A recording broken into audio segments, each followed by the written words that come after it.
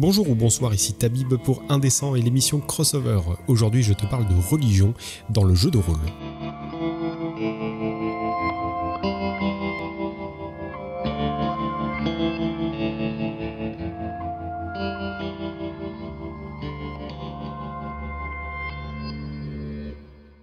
Il est difficile d'éviter le sujet de la religion lorsque l'on se penche sur notre histoire, et cela est également le cas dans les jeux de rôle à caractère historique.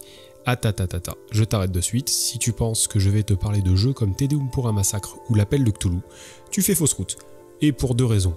La première, c'est parce que je peux te parler d'un jeu tellement obscur qu'il te faudra avoir au moins 40 ans pour le connaître, ou comme moi, connaître des gens qui ont à peu près 10 ans de plus que toi. La deuxième, j'en parlerai en conclusion. Allez, sans plus attendre, voilà les jeux de ce 6e épisode de Crossover, car aujourd'hui je te parle de Miles Christi et de Donjons et Dragons. Miles Christi, qui fut édité par la maison d'édition Sans Peur et Sans Reproche, disparu depuis un sacré bail, est un jeu qui se déroule dans le Proche-Orient, qu'on appelle aussi Terre Sainte, à la fin du XIIe siècle. Le contexte est 100% historique, le royaume de Jérusalem est installé depuis près d'un siècle en Terre Sainte. Saladin menace toujours plus les terres chrétiennes et finira par l'emporter à terme, et le royaume est également très affaibli de l'intérieur par des querelles politiques. Le jeu te propose d'incarner l'élite de la chevalerie occidentale de ce temps, l'ordre du Temple, et plus précisément des Templiers. Stop! Je te vois venir avec l'image de la parodie des Templiers avides de pouvoir qu'on peut voir dans Assassin's Creed, ou encore de Templiers sanguinaires dans le film Kingdom of Heaven. Le Templier dans Miles Christi est un moine soldat, c'est-à-dire qu'il se trouve notamment coincé entre sa fonction chevaleresque, lui permettant de tuer afin d'appliquer la justice, et sa fonction monastique qui lui interdit absolument de faire cela. Ici, le Templier est un intellectuel autant qu'un soldat et aura pour principale mission des choses relevant de la diplomatie. Mais la petite spécificité de ce jeu est qu'il était historique mais également fantastique. Tout le merveilleux de l'époque existe bel et bien. Monstres légendaires, djinns, géants qui composent notamment une partie de l'armée de Saladin, ou encore sorciers, démons, anges et pouvoirs bibliques. Car oui, l'ordre du Temple lutte ici avant tout contre le malin et les forces de l'enfer. Dans ce jeu qu'est Miles Christi, on peut très vite imaginer que la religion est un facteur de conflit incessant. En effet, il s'agit tout de même d'un contexte où deux civilisations priant des dieux différents s'affrontent depuis près d'un siècle pour la possession de lieux saints. De plus, le texte est présenté d'un point de vue occidental du XIIe siècle. Et autant te dire que le ton et l'orientation du texte laissent à penser que du point de vue du temple. Musulmans, juifs, chrétiens orthodoxes et arméniens sont tout simplement bons à jeter au feu. Et puis que diable, moine ou pas, le Templier est un soldat, et a bel et bien le droit de se battre.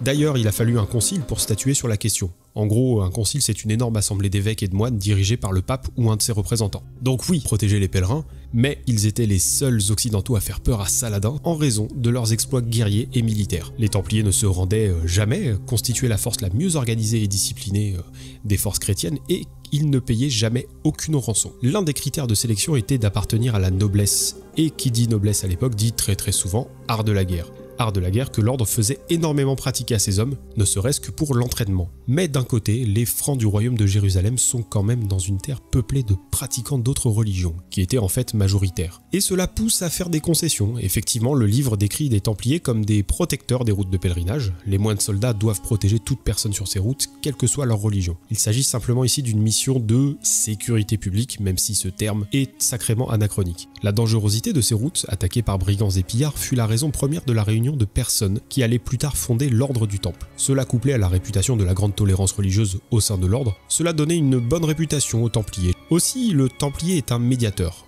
Alors du coup, quand tu joues à Miles Christi, c'est pas mal d'avoir un personnage qui parle arabe. Et c'est encore mieux si t'as un personnage qui connaît des bribes d'islam. Car tu vas te retrouver très souvent à négocier tel ou tel traité avec des personnes qui ne parlent pas les langues d'origine des Templiers, et qui ne pratiquent pas leur religion.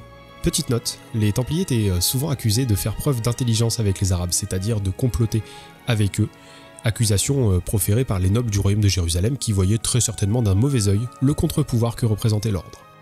Autre chose, les Templiers ne pouvaient pas sortir leurs armes sans l'autorisation de leur commandeur, qui était le Templier qui dirigeait la commanderie dont dépendaient les personnages.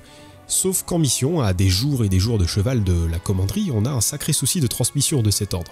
C'était sans compter sur une technologie sans commune mesure, le gonfanon. qui est un drapeau en tissu de couleur noire et blanche. En gros, le porteur de ce drapeau l'accrochait au bout de sa lance, et lorsque cette dernière était baissée, c'était le signe que l'on pouvait sortir son épée et se battre.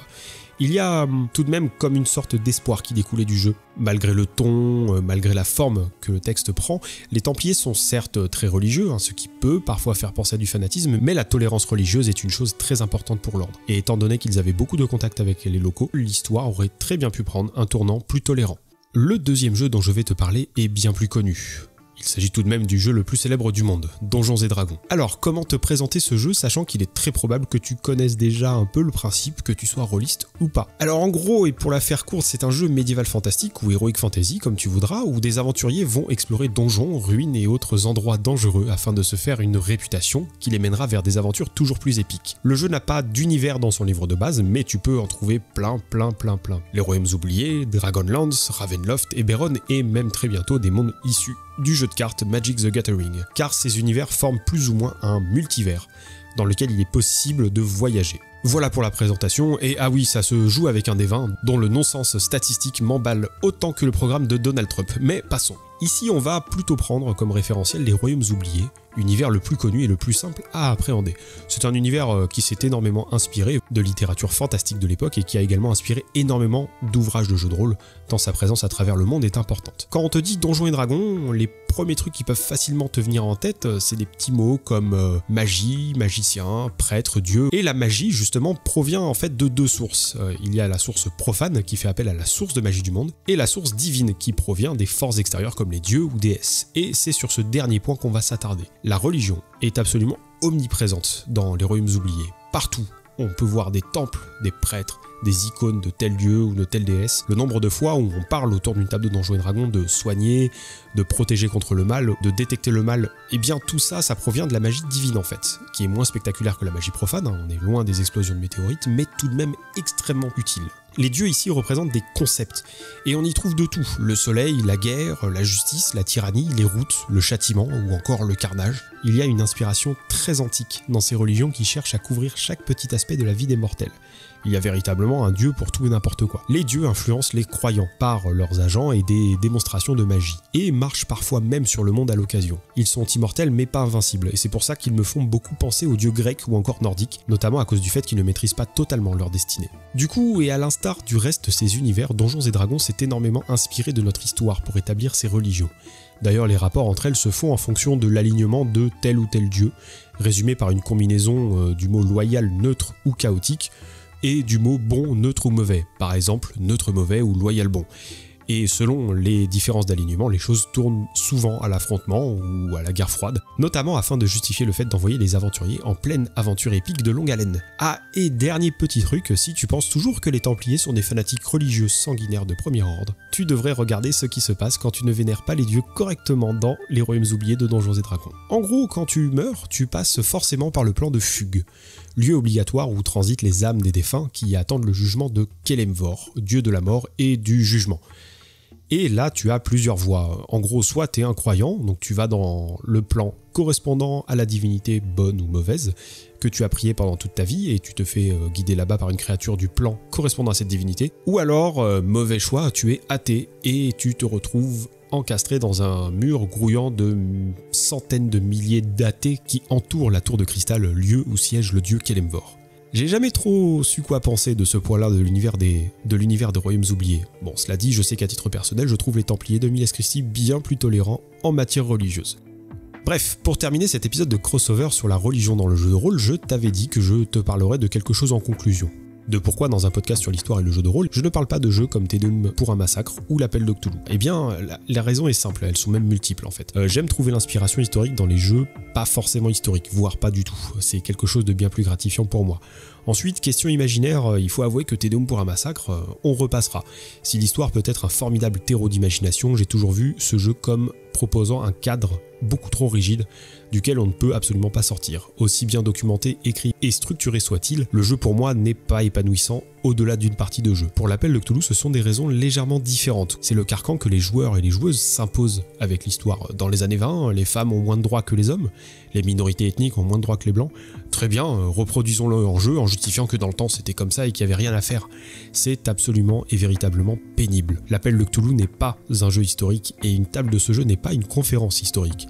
Même si les nombreux suppléments qui composent la gamme des différentes versions du jeu sont très précis en matière de documentation historique, ils n'ont qu'une seule utilité: ajouter un décor crédible qui semble réaliste et en accord avec l'image que l'on se fait de cette époque.